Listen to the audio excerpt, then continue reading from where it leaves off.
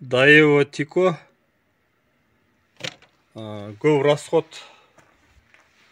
көбейіп баштаганда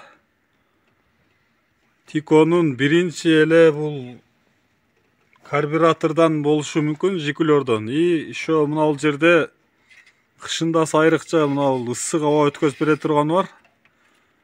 Ушудан дагы расход берет, көбөйүп кетишине себеп болот ушул дагы. Кээ бир автоунааларда жок.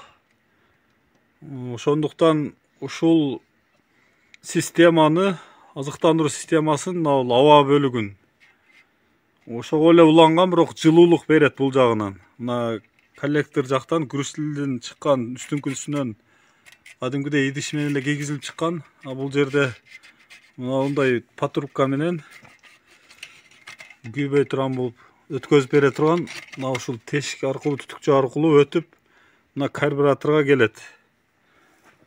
Мына ушул сиздерде ар бир автоунаада болуш керек. Карбюратор Волга, Жигули, Тико жана инжекторлордо дагы болот ушул нерсе. Бирок ушул жок болсо, расход ушудан дагы көбөйүшү мүмкүн.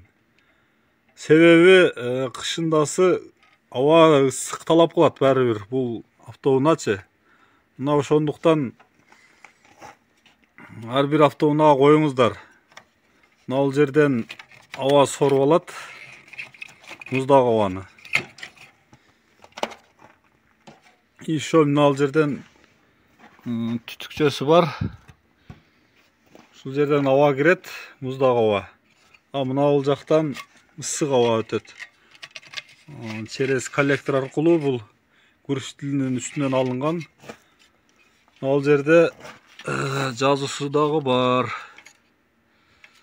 Так. Минус плюс көбөйтүп бере тургандар. Мына азыр жабылды. Ысыктын күнү буну жаап койсоңуздар болот, себеби кереги жок. Айрыкча мына кыштын погодасында андай карлар жаап, суук болгон күндөрү коюлат туугандар. Мына ошондуктан ушул система кимде жок болсо коюп алыңыздар. Расход ушуга дагы тиешеси тиет. Албетте, бирок автоунаанын ар бир ичиндеги системалардан да болушу мүмкүн, бирок эң көп ушул простой эле нерседен ушудан да караңыздар. Айрыкча Тиколор кышындасы титиреп дагы кыйналат. Мына ушуну постоянный ачыкка коесуздар. Жарым жартылай муздак аба кирет, и жарым бул жактан ысык аба кирет.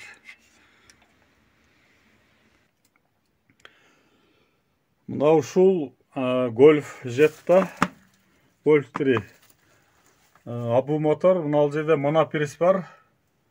Буга дагы азыктандыруу системасына мына бул жерде астыңкы жагында мындай бир трубка турат. Буда дагы бар. Мына челес коллектордун түгүнөн өтүп, мына бул жерден уланган, түтүкчө аркылуу. И ушул жерден ысык аба өткөзүп, бул инжекторге, монопресске, то есть айдап берет ысык аба. Кышындасы айрыкча ошо жакшы. Булуку автоматташтырылган, өзү тартып алат. Мына жерде бир патрубкасы бар. Мына ал аркылуу суук маалда ачат, өзү ысык маалда жабат. Берки Тиколордо өзүң автоматтык түрдө эмес, кол менен алмаштырылат. Мына ушуну койсоңуздар дагы расход кыйла азаят.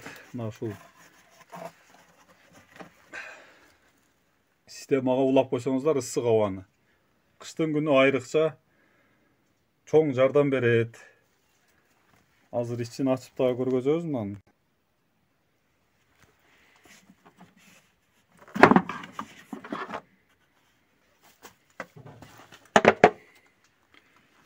Ал жерде фильтр бар. Фильтри таза.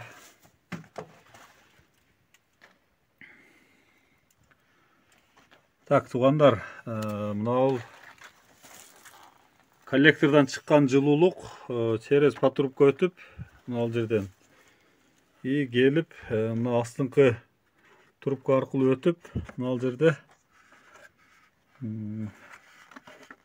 асылып жабыла турган, азыр жарыктыкты керек болгон учурда муздак маалында тартып бул ачылып кадимки эле ысык жылуулук бул жака келип через фильтр аркылуу өтүп мана преске өтөт. Баягы машина кайсы бир учурда муздак маалында же муздак жүргүзгөн убакта ушул автоматтык түрдө ачып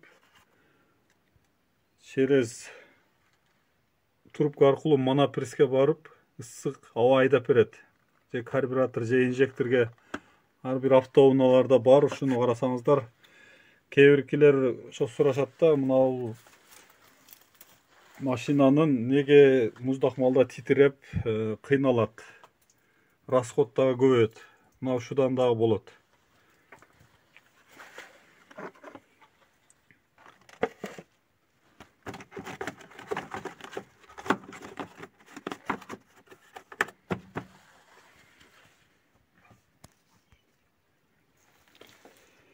Мына ушундай туугандар, бул патрубка ысык ошо астынан өтөт, через фильтр аркылуу бул жак түтүкчө менен келип мана преске берет. Абанын суук күндөрү ысытып,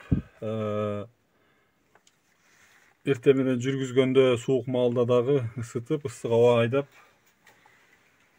моторду жакшы иштешине жана да бензин расход азайтышына чоң жардам берет.